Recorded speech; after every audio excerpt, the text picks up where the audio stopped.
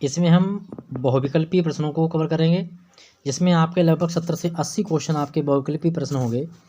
Exam दृष्टि से काफ़ी महत्वपूर्ण है, क्योंकि आपका 5th सेमेस्टर तो आपके ऑब्जेक्टिव टाइप क्वेश्चन भी आने की संभावना रहेगी, तो इसलिए इनको भी देख लीजिएगा।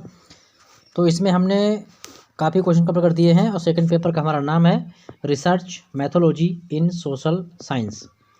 कह सकते हैं हिंदी में इसको सामाजिक विज्ञानों में अनुसंधान पद्धति शास्त्र, इसको इंग्लिश में बोलते हैं।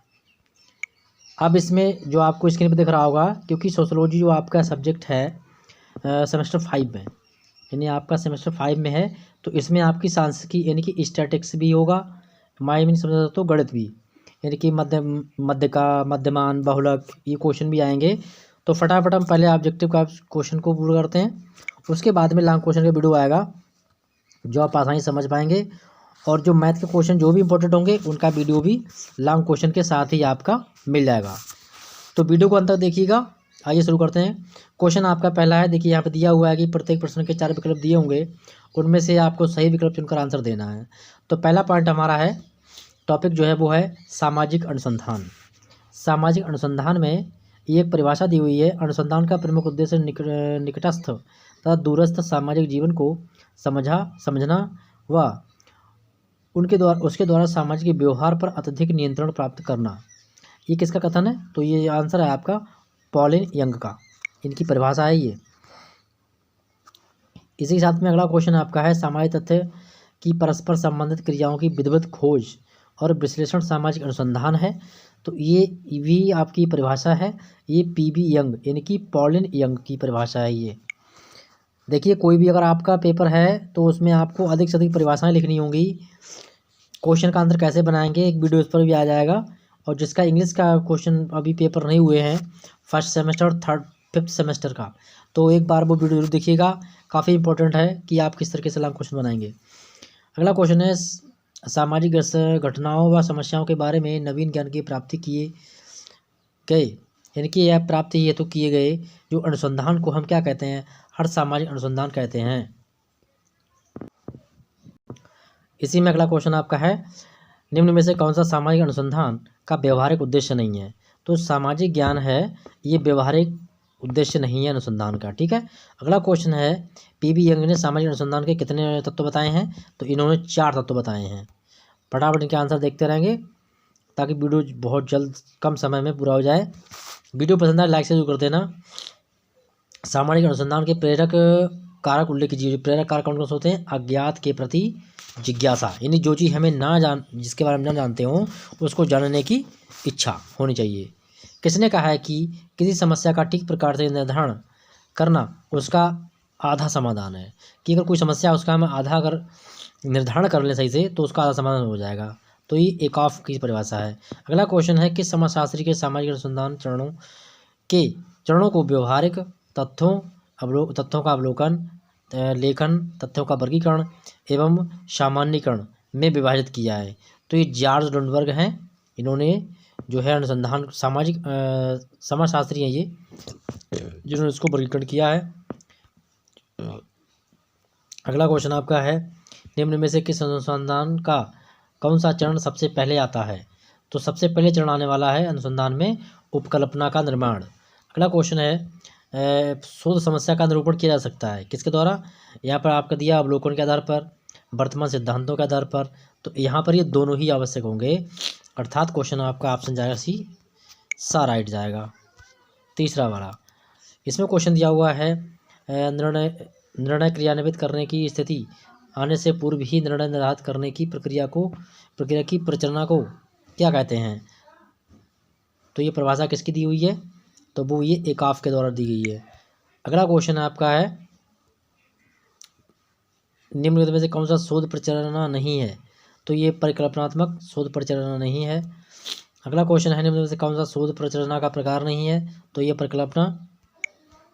अगला क्वेश्चन आपका है, कौन सा कार्य शोध प्रचलना से संबंधित नहीं है? तो इसमें से जो अध्ययन दिशाहीन होता है ये परिकल्पना का जो है संबंध नहीं है, शोध का संबंध नहीं है ये। अगला क्वेश्चन आपका है, उपकल्पना यानी कि परिकल्पना, निम्न में से कौन सा एक अटल आधारित सामान्यीकरण है? तो उपकल्पना एक अटल अटल सामान्य अधिकरण है। कल्पना उपकल्पना क्या है? उपकल्पना क्या है? एक कार्यवाहक विचार है। उपकल्पना की परीक्षित किया जाने वाला प्रस्ताव कौन सा होता है, किसके द्वारा? तो गुड एंड हार्ट, यानी उपकल्पना जो है परीक्षित किया जाने वाला एक प्रस्ताव है, जो गुड एवं हार्ट की परिभाषा है। अगला क्वेश्चन है, उपकल्पना का काम चालक सामान्यीकरण है जिसकी वैधता की जांच शेष रहती है। तो ये लुंडबर्ग की परिभाषा है ये। अगला क्वेश्चन है आपका, एक अस्थायी लेकिन केंद्रीय महत्व का विचार जो उपयोगी अनुसंधान का आधार बन जाता है उसे हम कार्यकारी परिकल्पना कहते हैं। तो किसने कहा? ये पीवी यंग ने कहा है, यानी कि पार्डन यंग। किसने कहा कि परिकल्पना परीक्षण के लिए प्रस्तुत की गई एक सामान्यता एक मान्यता है। तो ये भी बोगार्ट्स के द्वारा की गई, ये भी एक समाजशास्त्री हैं, बोगार्ट्स। अगला क्वेश्चन आपका है, किसने कहा कि परिकल्पना का एक तर्क वाक्य है जिसका परीक्षण होना? तो ये कहा है बोगार्ट्स ने। अगला क्वेश्चन आपका है, निम्न में से कौन सी उपकल्पना का विशेषता नहीं है? उपकल्पना सामान्यता जो है उपकल्पना की विशेषता नहीं है। किस समाजशास्त्री ने उपकल्पना के 4 स्रोतों का वर्णन किया है? 4 स्रोतों को, जिसमें सामान्य, संस्कृति, वैज्ञानिक सिद्धांत, सादृश्य, व्यक्तिगत अनुभव का वर्णन किया। तो गुड एवं हार्ट ने। यही 4 सिद्धांत हैं किसके? उपकल्पना के 4 स्रोत। अगला क्वेश्चन आपका है, वस्तुनिष्ठा का तात्पर्य किससे है? तो तटस्थ दृष्टिकोण से है। फिर अगला क्वेश्चन है, वस्तुनिष्ठा क्या है? तो ये निष्पक्षता है, मतलब कि कोई भी पक्षपात किए बिना। अगला क्वेश्चन है, वस्तुनिष्ठा निष्पक्षता का प्रमाण का परीक्षण करने की इच्छा और योग्यता है।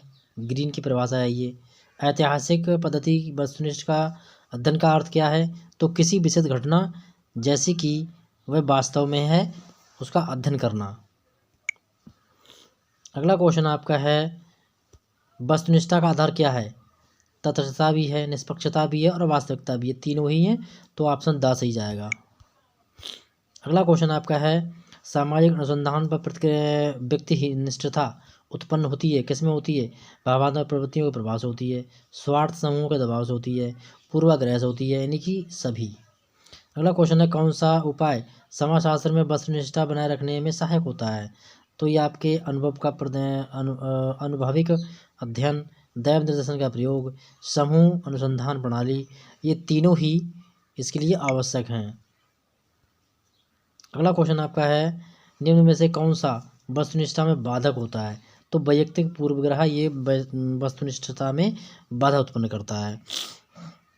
अगला क्वेश्चन है, ज्ञान को केवल ज्ञान के लिए प्राप्त करना विशुद्ध और मौलिक अनुसंधान कहलाता है, अथवा विशुद्ध या फिर मौलिक अनुसंधान कहलाता है। किसकी परिभाषा है ये? पीवी यंग, पर्णबी यंग की। अगला क्वेश्चन आपका है, भूतकालीन घटनाओं से संबंधित अनुसंधान को क्या कहते हैं? तो ऐतिहासिक अनुसंधान कहा जाता है किसको? भूतकाल में घटित घटनाओं के लिए। ऐतिहासिक अनुसंधान किसका प्रयोग नहीं किया जा सकता है? तो क्षेत्रीय अध्ययन का प्रयोग नहीं करता है ये। अगला क्वेश्चन आपका है, कौन सा अनुसंधान अनुभव तथा अवलोकन के आधार पर क्षेत्राधिकार अध्ययन करता है? तो अनुभाविक अनुसंधान करता है।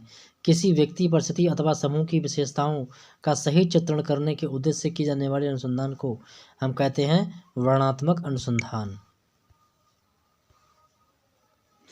अगला क्वेश्चन आपका है, सामाजिक घटनाओं पर घटना के कारणों की व्याख्या कीजिए और अनुसंधान के अंतर्गत की जाती हैं। तो कौन करता है? व्याख्यात्मक अनुसंधान कहलाता है। अन्वेषणात्मक अनुसंधान का अनुभव प्राप्त करने के लिए आवश्यक है कि जो अधिक निश्चित अनुसंधान हेतु संबद्ध व उपकल्पना के निर्माण में भी सहायक होता है। तो किसकी परिभाषा है? चौहदा एवं कुक की परिभाषा है। परिभाषाएं आपको बहुत अच्छे से मतलब पढ़नी है। कोई भी शास्त्र आपके पास है, चाहे भूगोल हो, अर्थशास्त्र हो, आपका नागरिक शास्त्र हो, चाहे आपका हिस्ट्री हो या फिर आपका समाजशास्त्र हो, इन सभी में राइटर की परिभाषाओं का बहुत बड़ा रोल होता है। तो इसे पढ़ना बहुत ज़रूरी है। अगला क्वेश्चन आपका है, कौन सा अनुसंधानात्मक लचीला होता है? तो अन्वेषण संसाधन लचीला होता है। कौन सा प्रयोगात्मक अनुसंधान होता है? तो प्रयोगात्मक अनुसंधान केवल पश्चात परीक्षण, पूर्व पश्चात परीक्षण और कार्यांतर तथ्य परीक्षण, ये तीनों ही इसके लिए आवश्यक होते हैं। अगला क्वेश्चन आपका है, यहाँ पर देख लेते हैं फटाफट। किसी घटना के घटित होने से आवृत्ति निर्धारित करने संबंधी अनुसंधान को क्या कहते हैं? तो यहाँ पर कहते हैं निदानात्मक अनुसंधान। आइए अगला क्वेश्चन देख लेते हैं। परीक्षणात्मक अनुसंधान कैसे कितने प्रकार होते हैं? परीक्षणात्मक अनुसंधान होते हैं 3 प्रकार के। अभी हमारा पॉइंट आ गया। टॉपिक जो हमारा इसमें है वो है तथ्य संकलन के प्राथमिक एवं द्वितीयक स्रोत। तो वेरी मोस्ट इम्पॉर्टेंट टॉपिक है ये। तथ्य संकलन के प्रमुख स्रोत कितने होते हैं? तो 2 स्रोत होते हैं, जिनमें कौन से होते हैं? प्राथमिक और द्वितीयक स्रोत। फिर आपकी परिभाषा दी हुई यहाँ पर, किसने सामाजिक या दोनों सामाजिक तत्वों के स्रोतों को ऐतिहासिक स्रोत तथा क्षेत्रीय स्रोत में विभाजित कर दिया है? तो जॉर्ज लुंडबर्ग ने इसको इनमें दोनों में विभाजित किया है। ये हमने आप लोगों की स्टडी के लिए, अगर आप कोई भी लोग हैं जो डीपली स्टडी करना चाहते हैं, अच्छे समझना चाहते हैं, तो उसके लिए आपके लिए Hemendra Singh lectures application upload, जिस पर हमने 5th सेमेस्टर का जो इंग्लिश सिलेबस कंप्लीट कराया है, 1st सेमेस्टर का भी कराया है। तो आप लोग यदि एडवांस में स्टडी करना चाहते हैं तो प्ले स्टोर पर जाइए और सर्च कीजिए Hemendra Singh lectures learning app. वहाँ से आप डाउनलोड कीजिएगा और डाउनलोड करने के बाद में आप लोग अपने दोस्तों से कीजिएगा, दोस्तों में भी डाउनलोड कराइएगा। तो अब आइए बात कर लेते हैं जो क्वेश्चन हमारे छूट गए उनके लिए। निम्न में किसने तथ्य संकलन के प्राथमिक स्रोतों को 2 भागों में वर्गीकृत किया है? यह आंकड़े के प्राथमिक या द्वितीय स्रोतों की बात किसने की है? तो ये पीबी यंग है, इन्होंने की है। ठीक है। अगला क्वेश्चन आपका है प्राथमिक द्वितीय संकलन स्रोत नहीं है, तो प्रश्नावली जो है वो इसका स्रोत नहीं है, बाकी तीनों इसकी स्रोत हैं। अगला क्वेश्चन आपका है निम्न में से कौन सा तथ्य संकलन का प्राथमिक स्रोत नहीं है? तो प्राथमिक स्रोत देखिए, अवलोकन भी है, साक्षात्कार है, प्रश्नावली है, लेकिन समाचार पत्र जो प्राथमिक स्रोत में नहीं आता है।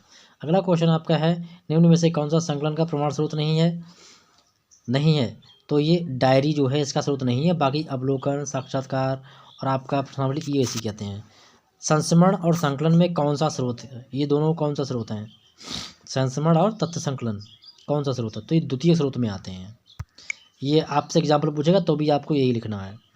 अगला क्वेश्चन आपका है निम्नलिखित में से किसे तथ्य संकलन के द्वितीय स्रोत के रूप में प्रयोग किया जाता है? तो डायरी इसमें प्रयोग की जाती है।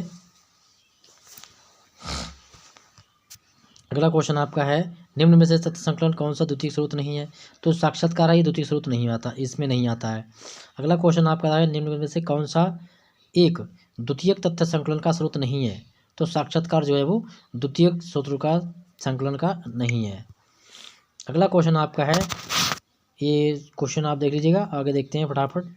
इनमें से कौन सा जो तत्व ऐसा है तथ्य जो सार्वजनिक प्रलेख नहीं माना जाता है? तो पत्र को सार्वजनिक प्रलेख के अंतर्गत नहीं रखा जाता है। अगला क्वेश्चन है निम्न में से किसे आंकड़े संग्रह की एक विधि के रूप में प्रयोग नहीं किया जा सकता? तो सारणीयन है, इसको हम नहीं प्रयोग कर सकते। अगला है आपका अवलोकन, वेरी मोस्ट इंपॉर्टेंट टॉपिक है ये, इसको भी अच्छे देख लीजिएगा। इसमें दिया गया है अवलोकन स्वतः विकसित होने वाली घटनाओं पर प्राप्ति होने हेतु नेत्रों द्वारा व्यवस्थित तथा विचार पूर्वक किया गया अध्ययन है। किसने लिखा है? ये किसकी परिभाषा है? तो पीबी यंग की है। इस सेकंड पेपर में आपका जो है इसमें जो सामाजिक विज्ञानों में अनुसंधान पद्धति शास्त्र, यानी कि इंग्लिश में कहेंगे रिसर्च मैथोलॉजी इन सोशल साइंस, इसमें पीबी यंग बहुत ही इंपॉर्टेंट हैं। इनकी परिभाषाओं को आपको जरूर पढ़ना है और याद करना अच्छे तरीके से है। तथ्यों के एकत्रित किया जाता है, तो ये प्राथमिक तथ्य कहलाते हैं। अवलोकन के कितने प्रकार होते हैं? तो अवलोकन 3 प्रकार के होते हैं। ठीक है। अवलोकन के प्रकार क्या हैं? अनियंत्रित और नियंत्रित। ठीक है। अगला क्वेश्चन, इसको अच्छे देख लीजिएगा, 2 बार पूछा गया है। जिस अवलोकन में अवलोकनकर्ता स्वयं भाग लेता है उसे कैसा अवलोकन कहा जाता है? तो उसे कहा जाता है सहभागी अवलोकन कहा जाता है। अगला क्वेश्चन है सहभागी अवलोकन शब्द का प्रयोग सर्वप्रथम किसने किया था? तो लिडमैन ने किया था इसका प्रयोग सबसे पहले। अगला क्वेश्चन है सहभागी अवलोकन की किस पद्धति का एक प्रकार है? तो ये अनियंत्रित पद्धति का प्रकार है। हमारी application Hemendra Singh lectures play store पर अवेलेबल है, वहाँ आप जाकर डाउनलोड कर सकते हैं इसके लिए, और इसके द्वारा ही आपके बहुत कुछ एडवांस में मिलेगा। इंग्लिश में इसमें कंप्लीट कराऊंगा, ग्रामर से लेकर फर्स्ट लिटरेचर तक का सारा मटेरियल अवेलेबल रहेगा। तो लोगो आपको दिख जाएगा और जाकर तुरंत डाउनलोड कीजिएगा प्ले स्टोर से जाके, ताकि आपका कोई भी चीज़ मिस ना हो पाए। थैंक यू, मिलेंगे नेक्स्ट वीडियो में। लॉन्ग क्वेश्चन की वीडियो बहुत जल्द अपलोड हो जाएगा।